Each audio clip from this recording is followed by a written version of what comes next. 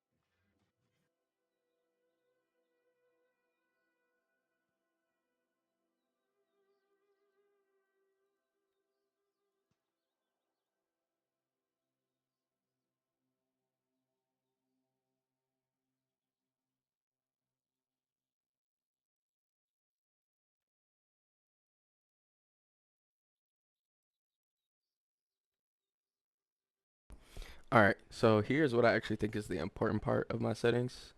This is like probably what I like to recommend to all my friends who start the game on console, and I recommend it to other people who are like newer to the game. I try not to say to anything to anyone who's like been playing and they're kind of used to their settings because it kind of will throw them off. But I mean, if you think that you are capable of learning something new, I definitely would recommend trying this out. So for the modifier, it's gonna be the same, but I think you'll see like right away. Like here's the big change for me was that modifier on your square, and you'll see why I do that in a second. That's another change right here is your push to talk, adding a modifier on it and making that your modifier R1. And a lot of you guys are using that for your third ability, and that's kind of what I'm aiming to change. I don't have ping bound because I changed my ping button to my heart rune. And you know the reason why I'm doing this is so that you'll see in a second when I scroll down is that my abilities, I don't want to be too pushing any of my abilities. So, I mean, it's just way more efficient for you to, one button attack instead of having to focus on pushing too many buttons. I don't like taking my hands off the controller or my thumbs. I don't like moving them in different directions. These keybuttons kind of allow me to just keep my hands the way they are and, play efficiently. Wasted movement, any wasted movement is bad movement. And I think that's really important when you get into war. Oh, here's just some other settings for my consumables. You can see.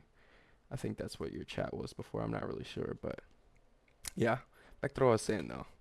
Efficiency, especially when you're in the war scene, like every like millisecond can, be the one that does you damage, gets you kill, or gets you killed. So those are their important settings, honestly. If you don't change anything, change that. Try it out. You know, get jiggy with it if you can, but if you're like, who the fuck is this guy? Why is he telling me what settings to run? That's fine. I have plenty, plenty of wars. recorded words, you can see me go from fucking so bad to actually really good, or you can watch the downfall if you want. But yep, those are the settings. Try them out and let me know in the comments what you guys think about them.